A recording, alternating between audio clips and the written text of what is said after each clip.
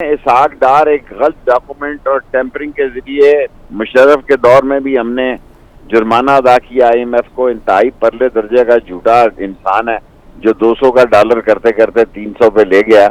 और IMF के साथ 1 साल से हमारी नेगोशिएशन जारी है जी। कल पूरे 1 साल हो गए हैं और IMF ने कहा कि हमें यकीन है कि पाकिस्तान गाना, उसके प्रेसिडेंट ने कहा कि पाकिस्तान श्रीलंका और गाना नहीं बनेगा, ये हमें यकीन है। और जिन बुनियादों पर पैसे मिलने जा रहे हैं या यकीन दहानियां हो रही हैं, ये सारे पाकिस्तान का जनूबी एशिया जो है, ईरान की एम्बेसी सऊदी अरब में खुल गई, UAE में खुल गई, लबनान आ रहा है, शाम आ रहा है, शाम की एम्बेसी सऊदी अरब में खुल गई। हम अकेले दुनिया में तनहा टबक टुइयां खेल रहे हैं और शादी के खिलौने बने हुए हैं और हमारा सिर्फ एक ही मकसद है कि इलेक्शन ना हो। हमारे बाप की हुकूमत है, हमारी बिल्कुल दुरुस्त है कि वो 27 किलोमीटर पर हमें कब्जा करवाया गया है। इस कब्जे को बहाल रखेंगे, तुम्हारा बाप भी बहाल नहीं रख सकता। और आप नोट रखें, अदलिया जीतेगी, वरना लोग इतने जूते मारेगी इन लोगों को, थोड़े दिन इंतजार करें। बिल्कुल आपकी बात बिल्कुल दुरुस्त है, मैं आपकी बात समझ रहा हूं। आपने सिर्फ मेरी अर्ज नहीं सुनी, मैं आपकी बात मान गया, मुझे पता है।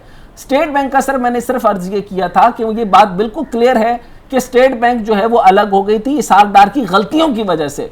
अब इसहाक डार IMF की स्ट्रक्चर के मुताबिक और इंस्ट्रक्शन के मुताबिक स्टेट बैंक ऑफ पाकिस्तान चलता है। मैं सिर्फ सर ये पूछना चाह रहा हूं कि आपकी बात दुरुस्त है, चीफ जस्टिस ऑफ पाकिस्तान ने डायरेक्ट कंटेम्प्ट के लिए वजीर आजम पाकिस्तान को क्यों नहीं बुलाया और पूरी असेंबली को कंटेम्प्ट के लिए क्यों नहीं बुलाया, और इलेक्शन कमीशन ऑफ पाकिस्तान को सजा देने के बजाय स्टेट बैंक ऑफ पाकिस्तान को पैसे रिलीज करने के लिए कहा गया, ये क्यों सर? वेट एंड सी। और वो बड़ा धीमे धीमे चल रहे हैं, असूली तौर पर चल रहे हैं, वो बहरान पैदा नहीं करना चाहते। अच्छा, वो इस मुल्क के जिम्मेदारान हैं और अदलिया पाकिस्तान की जो है वो ही पाकिस्तान को आगे लेकर जा रही है। वो किसी से लड़ाई नहीं लड़ना चाहती, वो ये नहीं चाहती कि ये हुकूमत को आप वोट, PTM को लोग वोट ना दें या इमरान खान को वोट ना दें। वो चाहते हैं कि आइन ये कहता है कि 90 दिन के अंदर इलेक्शन हो और इसमें जो रुकावट है उसको तरीके और सलीके से दूर कर दी जाए, वरना सुप्रीम कोर्ट इनको प्याज भी खिलाएगा, जूतियां भी मारेगा, 100 जूतियां भी मारेगा, 100 लितर भी मारेगा, 50 गिनेगा। इंतजार करें और ये नायल होंगे और ये कानून के दायरे में आएंगे। और अगर ये इलेक्शन नहीं कराते तो ये क्या कब्जा ग्रुप है? आज तो सुबह ही इलेक्शन जो हुकूमत थी वो खत्म हो गई, जिसने इलेक्शन के लिए निगरान हुकूमत आनी थी। अच्छा सर, उनके बाद क्या, मैं आज मोटरवे पे मेरा चलान होता मैं पैसे नहीं देता। हाँ। क्योंकि आप सुप्रीम कोर्ट को नहीं मान रहे।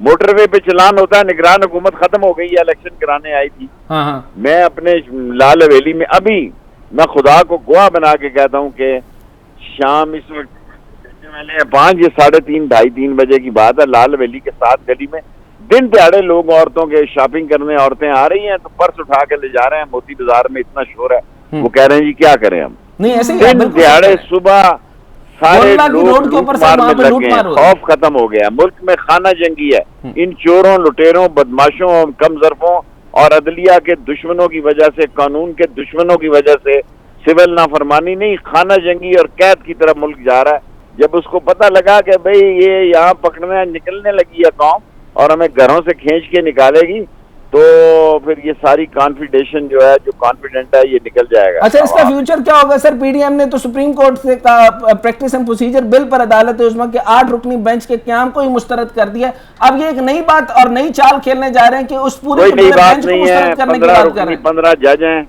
इसमें से एक जज को उन्होंने जानबूझकर नहीं रखा। 9 जजों की उन्होंने अक्सरियत बता दी है आपको, 2 की और बता देंगे जी।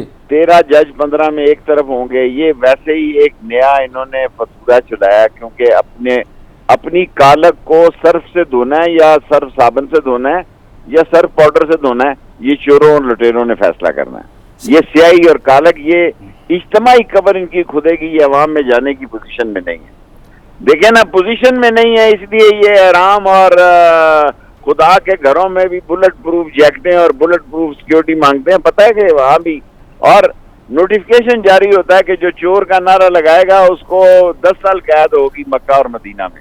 अच्छा पाशा साहब मेरे साथ हैं सर, आप ये सर एक और बात बताइए मुझे कि अब ये जो मामला बन रहा है इसमें आपको जो वाज़ेह डिवाइड है, इसके ऊपर एक मैं आपसे पूछना चाहता हूं कि जैसे फायज ईसा साहब को जो है वो 50 की जो गोल्डन जुबली के ऊपर तशरीफ लाए, मेरे ख्याल में तो सिर्फ उनके अपनी इंडिविजुअल कैपेसिटी में सबको बुलाया गया था, तो उनका वहां जाना आप किस नजर से देखते हैं कि उनका वहां जाना कैसा था?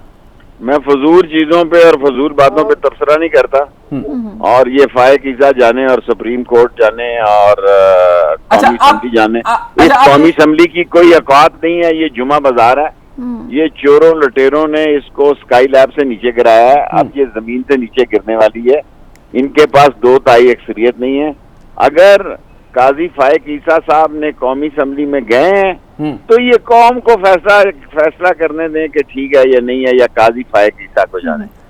आप मुझसे ऐसे कॉम्प्लिकेशन सवाल ना पूछे, इन चोरों, डाकुओं, लुटेरों, बेईमानों, करप्ट, डिसऑनेस्ट के पूछे, और जिनको आसफ जरदारी नायल शहबाज शरीफ को कराने जा रहा है, थोड़े दिन इंतजार करें। 190 लगने जा रहा है इन पे। बहुत शुक्रिया। सरबराह अवामी मुस्लिम लीग शेख रशीद साहब हमारे साथ मौजूद थे, ऐसा जानिब जाएंगे। पाशा साहब फरमाइएगा, सर आपने बातें सुन ली उनकी, तो ये जो कानूनी बात मैं पूछना चाह रहा था और उसके अंदर जो सुकम पूछना चाह रहा था, लकूना पूछना चाह रहा था, स्टेट बैंक ऑफ पाकिस्तान की बात को उन्होंने माइनस कर दिया शेख रशीद साहब ने।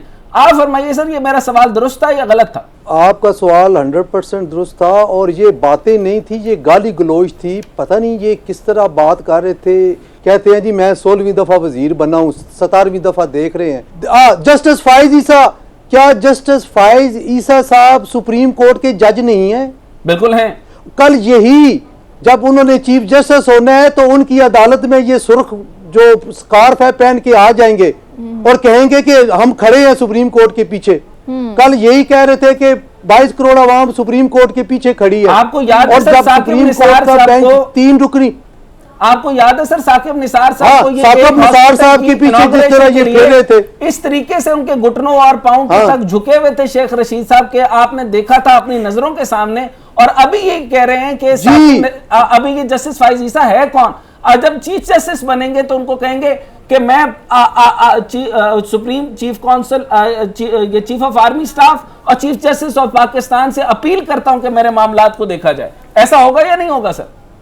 आप देखें, आप मेरी अर्ज सुने सर, कि बात यह है कि इन्होंने हमेशा चापलूसी की सियासत की है, हमेशा हर आमर को सपोर्ट किया है, हर आमर की वजारतें इंजॉय की हैं इन्होंने।